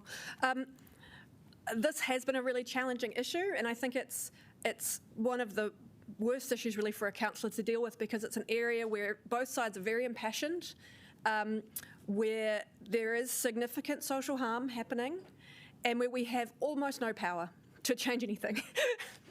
Our powers here are extremely limited. And, as you mentioned, Councillor Matthews, Auckland has had a sinking lid policy since 2013, and essentially what we've seen is that there are no short-term effects either way. We've seen no decrease in the amount of funding that's available for these community groups, and we have seen no measurable decrease in problem gambling. So what the evidence is telling me is that it won't make much difference today, which way I vote on this. So when I'm thinking about it, I fall back on what signal do I want to send to central government, who are the ones who do have significant powers in this area. And, we do talk about, virtue signalling, and perhaps that is indeed what all we're doing today, because we are just sending a signal. But today, the opposite choice is for us to send a vice signal, quite literally, if we decide to vote that way. So I'm in no doubt that pokies are harmful and they're causing significant social harm. They're the most addictive form of gambling. That's very clear. When we had the submissions coming in, particularly from all the community groups, as you all mentioned, and council and CCOs receive this funding and rely on this funding along with lots of our community groups, the way that I felt during those hearings was that it really felt to me like we were being held hostage. It felt like that people were coming to us and say, "Oh, leave the pokies alone, or that community group will get it." It felt like people were coming to us and saying, "Nice $2.5 million grant there. Shame if something was to happen to it." It was a very uncomfortable, and we've mentioned specifically Pub Charity, but that was the overall tenor of the comments that we got, and that's not a healthy place for any of us to be. None of that is okay. So I absolutely acknowledge that community groups accept and use this funding, as do we, but that's not an okay place for us to be. And so I thank Councillor Paul for bringing these amendments to acknowledge that there's work to do, looking at what our other options are in terms of relying on this funding, because I don't think we can continue to operate in that way. And I also wanted to acknowledge, Councillor Foon, you talked about smoke-free funding, and that's another example where the same kind of story was being told. If you stop tobacco companies from being allowed to advertise or sponsor, it will be the end of the world, and it won't make any difference anyway, and all of this will fall over. And that's not what happened. You know, now we look back and we say, well, actually, you know, that might have just been one small piece of the puzzle, but smoking rates have fallen dramatically. Many of these community groups and events that relied on that funding still exist. The government stepped in and created the Smoke-Free Fund to help support that funding. This is a problem that has been solved before. It is not insurmountable.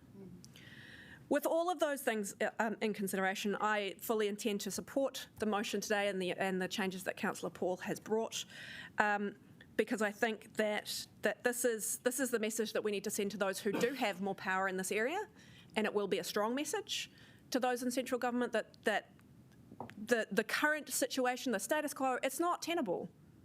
It's not working. We've heard from our community. We've heard from the community groups who rely on this funding. Something has to give. So this is my way of making that call to them. Kia ora. I'm going to speak now. I'd like to just begin by thanking the many community advocates who came and spoke on behalf of people who wouldn't be able to come and speak for themselves because of the impacts of problem gambling. So thank you very much for being the voice for people who actually just can't be that voice. So I guess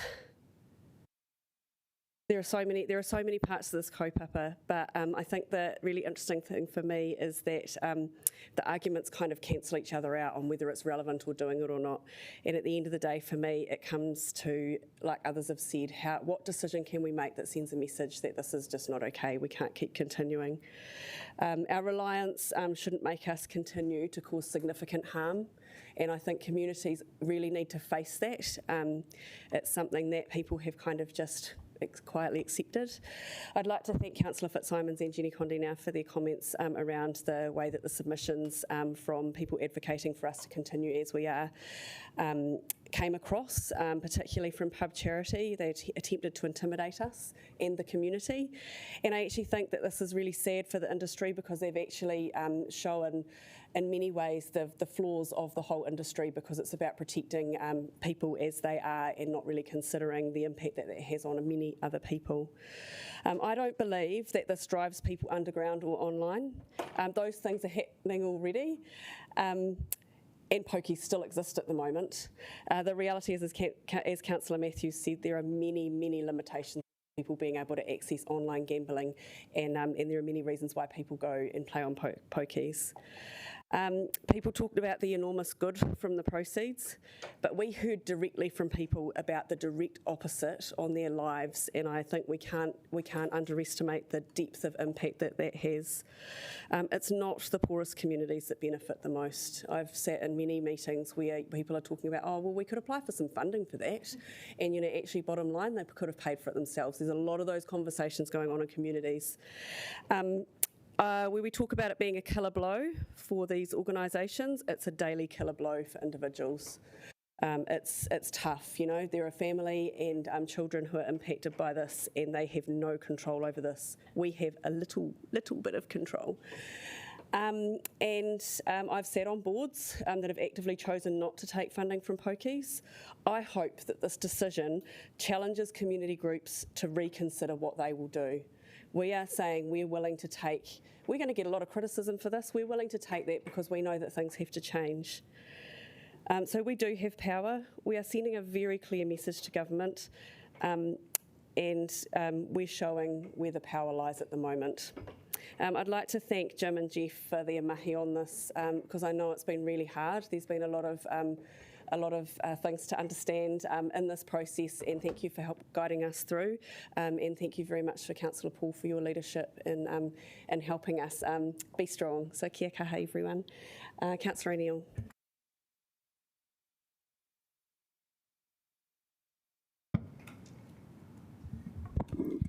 Thank you, councillors. I just briefly wanted to,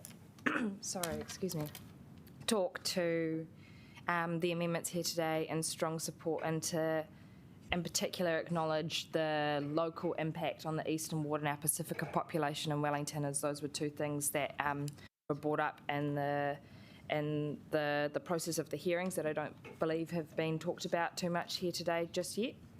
So we have 108 machines within the eastern suburbs. We know from wide breadths of research that in and amongst where the highest concentration of pokie machines are concentrated in our communities, which is Strathmore, Berrinpore, Kilbirnie, places in the southern suburbs, that is where the densest population of Pacifica people are living within our city too. We know that officers have also stated earlier in the week and throughout the paper that unless people stop using pokies overnight or a serious change to access, there is no reason that we should see funding reduced overnight to any of these community groups. Several of the other councils throughout the country that have implemented a seeking lid have not found that this has happened anywhere else in New Zealand. There's no evidence to state that that will happen. We know that through a range of studies, when Pacifica people and Pacifica communities engage in problem gambling, they see the same amount of negative effects that you would expect in any other cultural group. But because of the way that practices and norms, family, tightness, the way that Pacifica people are overrepresented in many other statistics, we know that that is actually amplified much greater than any other community. So you could have, say, 10 people as a part of the Pacifica population who are problem gamblers, and the effect on their community will be much greater than 10 Pākehā people who are problem gamblers.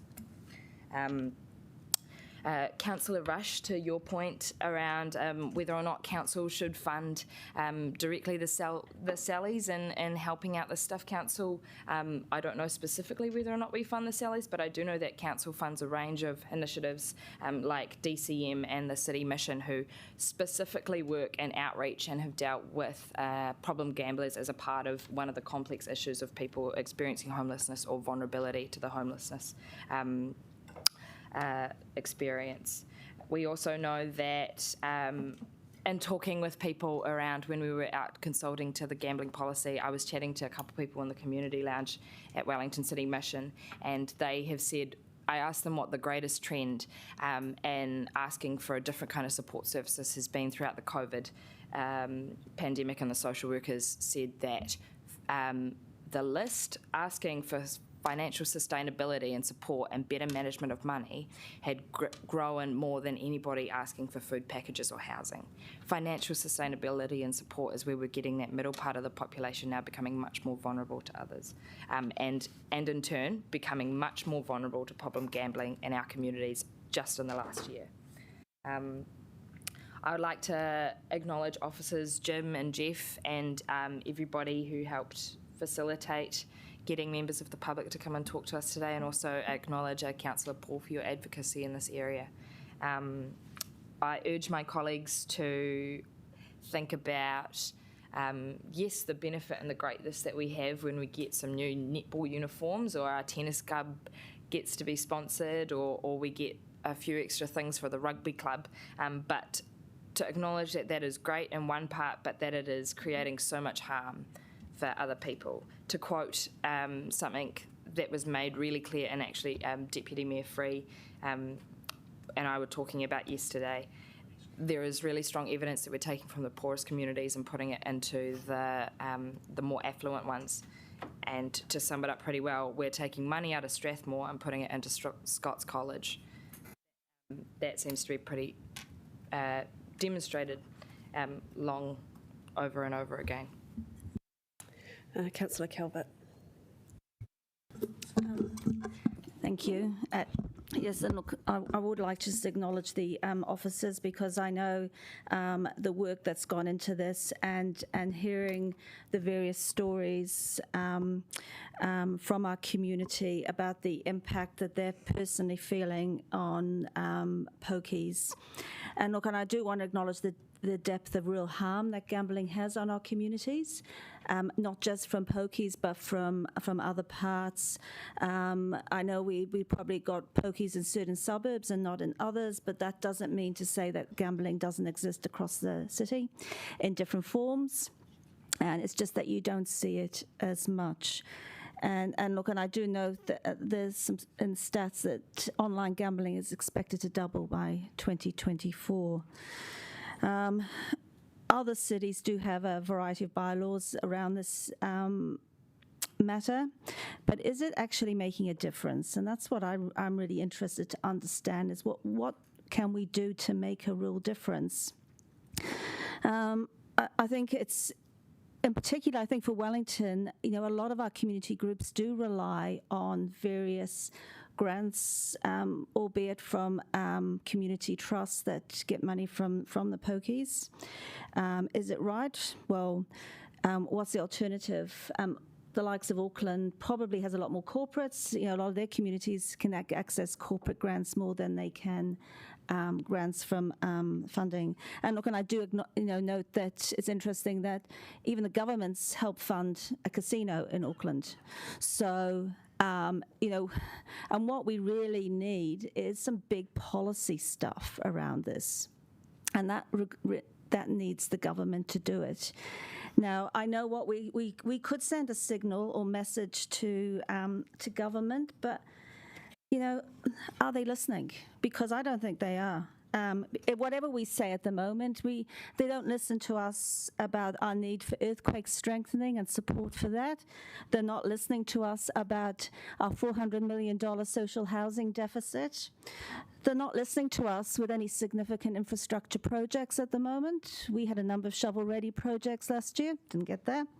We're not listening to us about let's get Wellington moving. Not listening to us about the insurance costs that our city is facing.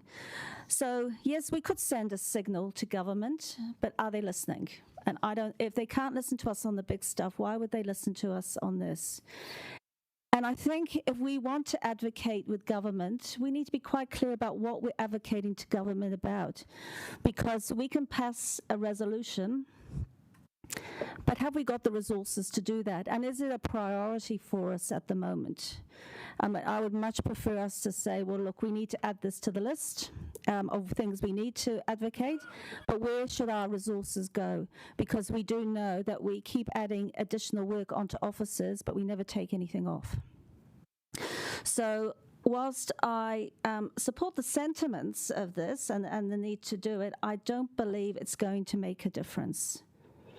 So I won't be supporting the recommendations other than the sort of basic ones, which is receiving the information.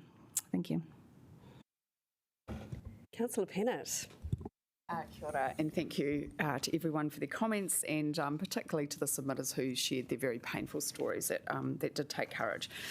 So look, I'd just like to focus on the public policy issues, just taking off from where Councillor Calvert came from. Look, I'm not aware of this, but I imagine that the government, when they set up the system to fund community groups, social services, sports clubs, cultural clubs, did not potentially envisage that they would be taking from poorer communities or from problem gamblers to give to other communities. Probably not, but there may have been some wise heads at the time who did acknowledge that. And I do remember my mother being involved in a postnatal depression group, and Riley noting that they didn't like giving money to such groups. And that was a very long time ago too. So I think there are some major issues which the government needs to address, and that's why I have worked with Councillor Paul on some of the amendments, just to make sure that we're very solution focused. There are 61 councils in this country, TAs, I was just double checking today. So that means that every 3 years, these 61 councils have the same debate, because this is probably now my third one, where we have this argument about the harm that gambling does versus all the community benefit that the money pays for. And so it feels like Groundhog Day, and this is replicated all over the country. So I will not share while it might be realistic, Councillor Calvert, through the chair, I will have some optimism that the challenge from councils to government will be listened to, that there is traction gaining over these issues, and that they will look seriously. And I did, as I said on Tuesday, got some reassurance from a minister that this issue was being looked at by the relevant minister, which is a very positive thing. I will speak to the fact that I don't think it's as easy as maybe some people have said. It is really hard for some people to get money. Some sectors in our community are chronically underfunded. there's evidence of that. It is not just a matter of kind of going, oh, we'll just do a car wash. And particularly for social services, that is really problematic when we're talking about very, very complex needs which need a lot of services around it. I also just would, Councillor Paul might just like to respond to this. I will be voting for this, but I have been sceptical in the past about sinking lids because it does make gives a lot of power to the existing licence holders. And if they're not crash hot, we've essentially ensconced them in a bit of a position. But nevertheless, I accept that that this is not just a virtual signal, but actually a practical policy that we can say we want to see the numbers of the machines going down. I don't think I'm being overly pedantic about the relocation thing. I think it's always very important to be very clear about signalling your intention, because these things can stand the test of time, people move on, and you don't necessarily hear that. I'm not going to make a big issue of it now, but just my point. I did raise that question around the relocation because I think you just need to be explicit about what you think, and I think it would be problematic to have more pokies in the CBD. But I do want to acknowledge the concerns, just in conclusion, of the councillors who will be voting against this. It is hard raising money sometimes. It doesn't all go to rich communities. That's not true. Some of it does, but not all of it. And so these amendments around the remit, around doing lobbying to government, is absolutely critical to get a long-term sustainable solution to fund children so they can play sport, have properly funded arts organisations and so on.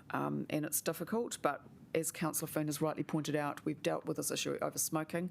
We need to deal with this issue over alcohol as well. Know that I do not particularly love the fact that we encourage alcohol sponsors for events directed at young people, for example. But look, difficult issue. And so let's just hope that the government, when this remit comes to, I'm sure it will get support at LGNZ this year, and that we can have a proper public policy discussion about just how we meet the various and important needs. Kia ora. Councillor Paul, you're right of reply. Awesome. Well, luckily I don't need to say too much because you've covered all the points really. And I just wanted to say at the beginning a big thank you to Councillor Fitzsimons for sharing this important issue for me, with me, because this isn't really under any of my portfolios, but Councillor Fitzsimons has graciously shared that with me, so thank you, and for all of the advocacy that you do in the whole kind of harm prevention space as well. So thanks for that, and just thanks everyone for raising the behaviour, the threatening kind of behaviour of pub charities. I've gotten some distress calls from some events. The Dragon Boating Festival was a big one that's been running for more than 30 years and have for the first time ever been denied funding on the basis of this. And it's really confusing because on the one hand you have people saying this is going to have no effect at all, but then on the other hand you have people saying that this is going to have a massive impact and that people are going to lose funding overnight, when actually I think that a lot of these organisations are actually being punished for a drop-off in funding due to COVID, not necessarily a drop-off of machines or proposed policies. I think it's really unfair on those communities because it tells them that their funding is only because of the existence of pokie machines rather than for the great things that they are doing. Councillor Sparrow, thank you for all the things that you've been raising in your leadership on this issue behind the scenes as well. You said in your speech that this might not have an impact for 50 years or so, I believe. Don't want to misrepresent you there, but for some of us, we will still be alive at this time. So that matters to me, and I would love to see. A reduction. I would love to see there be no need for Problem Gambling Foundation when I'm older. I'd love to see, no need for it in my lifetime. And I guess there's not a lot more else to say. I guess the only thing I'll say towards the end of the debate, Councillor Carver, all of your concerns around the government. Yeah, I agree, there are big issues and we do need to work with the government, but we're not going to make that relationship better by criticising them without solutions. I think it's really important to have a solution before you criticise so that you can get change on that. I also think that there are a lot of Labour MPs in government right now that need something to do. So there's a big pool of them, so surely one of them would love to fly our flag for us. And I've just got an email here to show that Kapiti Coast District Council put a remit forward on this issue. It just needed support from the zone. So hopefully that means that our officers won't need to do that much work, contrary to what some people said, and we can just support it as a zone, considering they are in our zone, and we can bring that forward to this year's AGM, because I think LGNZ do incredibly in terms of advocating to central government. So that is awesome. So thanks everyone for the awesome debate. I think it was well covered. And yeah, I mean, like you said, Rebecca, I think you really summarised it. What was it? It's not the end of the world. What is it? We're not going to save the world. We're not going to save the world, but it's not the end of the world. I think that's exactly it. And yes, we need you know, someone to look at the legislation, and this is us doing our bit, like Councillor Matthews said as well. So yeah, kia ora everyone. Looking forward to seeing how the vote goes. So you might have to take some things. Okay, what would you like to take separately? Well, I'm. Want to do each one separately? One. I don't know. I'm not quite sure the numbering, but 1, 11, and then there's 2 9s, but the second 9. I think they've been renumbered on here. So yeah. So it's the second one from the bottom of the. So there's no. Note that it's both the noting ones. Note that a sinking lid. Note that the council. So you want to take 11 and 9 separately? Or they could be together with number 1 if 12, you want. 11 and 12 separately, and 1. Could you add Yeah. to it 3 and...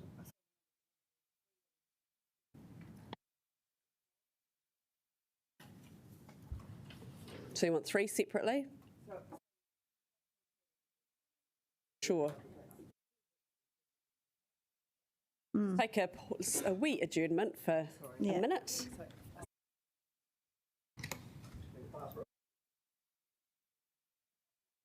Yeah.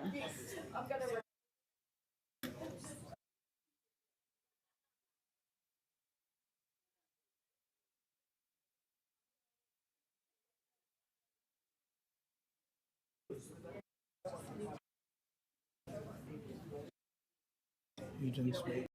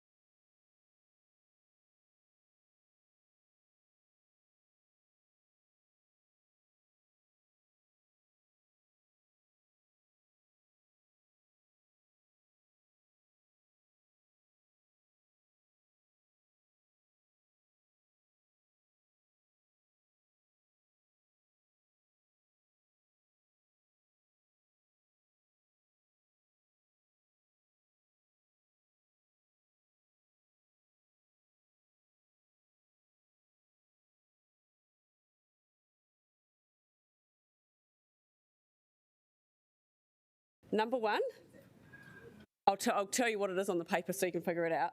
It's on the piece of paper. It says number 1 and then number 11, and then it's got 9 and 10 at the bottom. So we're going to do those a chunk. Those are now numbered 1, 11, 12, and 13, and 3. Sorry, in there as well. Okay, I'll talk you through it again. You won't look at the screen. But okay, so on your piece of paper, Councillor Rush, it's 1 and 3. And then 11, and then the 2 that are underneath it, which say there they say 9 and 10, but they're actually 12 and 13. Now, have you got it?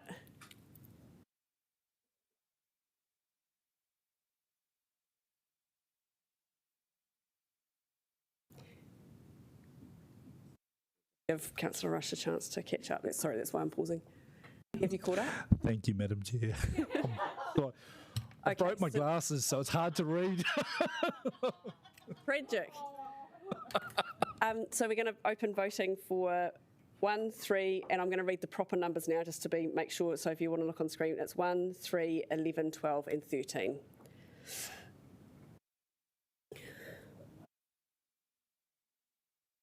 It's a bit distracting with the window cleaners. It's lovely to have our windows cleaned though. Yeah. They get to see the inside of the building. Just waiting for Sean.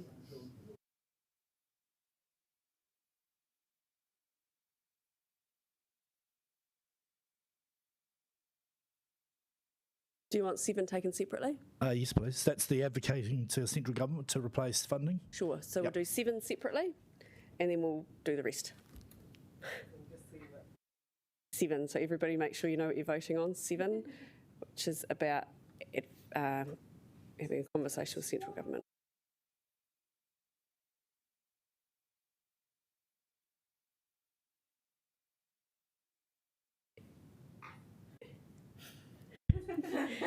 And voting is open.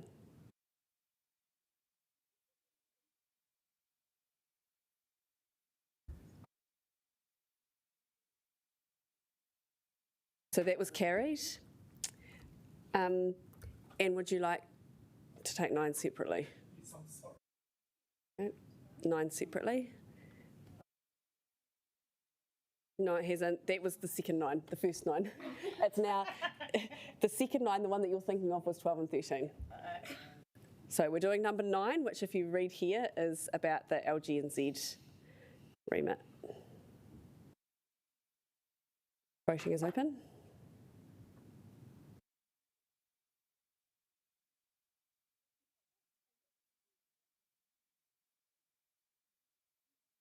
That's carried. And then we're going to do the rest, which is 2, 4, 5, 6, 7, 8, 10. Sorry? I said 7, not 7. We've done 7, so not 7. Please don't make us vote on 7 again. So again, 2, 4, 5, 6, 8, 10. Yes. This is keeping our... Well done, Madam Chair.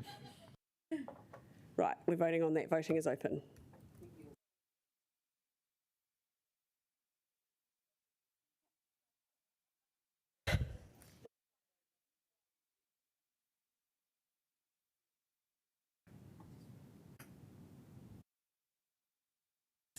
So that's carried. Thank you. Thank you. We might just... Oh, the next one's going to be quite quick. Thank you. Thank you, everybody. We will just go straight through because I think the next one can be covered off pretty quickly. Thank you. I've been known to get that wrong, haven't I? Anyway, we're going to give it a go. So item 3.1, which is the report of Council-controlled organisations subcommittee meeting of the 7th of April. Councillor Condi is going to introduce. Kia ora tātou. We had the pleasure of having all our CCOs come in and speak to us at our meeting last week, and we heard mostly about their draft SOIs that they're now preparing for the coming year. We will be now going into conversations with them as we work towards their final SOIs, which will come back to this table for a vote probably in June. At this stage, you know, this is a chance to make sure that all the councillors have seen the draft statements of intent in case you want to provide us any feedback as we go through those conversations. And that's why we're essentially just receiving the information. So thank you to those of you who've already been in touch with several suggestions. And I look forward to hearing from anybody else who has suggestions. Your moment is not over. Seconded? Thank you, Councillor Foon is going to second.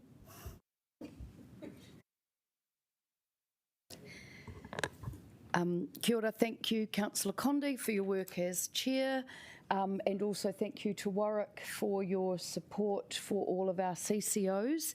And I just really want to, through this process, just acknowledge their work and the challenges that they are working so well to overcome, and just acknowledging the leadership and the professionalism that they are bringing to Wellington for all of Wellingtonians to enjoy, and attracting visitors from all over the country at this point only, because that's the only market we can really go out to, but actually that they're also well prepared to go forward to bring more people into the country, to encourage those visitors to visit these amazing places that we have. So it's just an acknowledgement of their work, and I'm looking forward to working with them on the SOIs, and that we together will work with them more as well. Thank you. Councillor Rush. Thank you, Madam Chair. I just want to say a big thank you to all the CCOs, in particular the ones that I have responsibility for, the Sky Stadium and Basin Reserve Trust. Just outstanding people, great Wellingtonians doing their bit for us, and we can learn a lot, and it's great to have them come together, but I think we can all do a bit more to reach out to them and to involve ourselves in what they do, so I look forward to that over the next 12 months. Thanks also to Warwick and Danny as well for your hard work and keeping on top of all this, and invite you to go check out the cable car. It was a wonderful experience.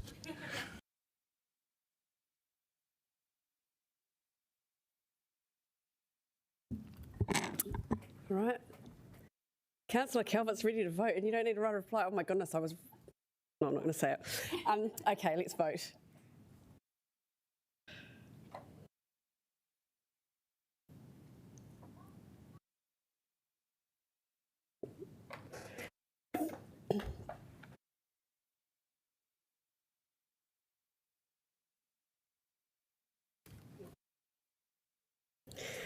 It worked. And that's carried. Thank you.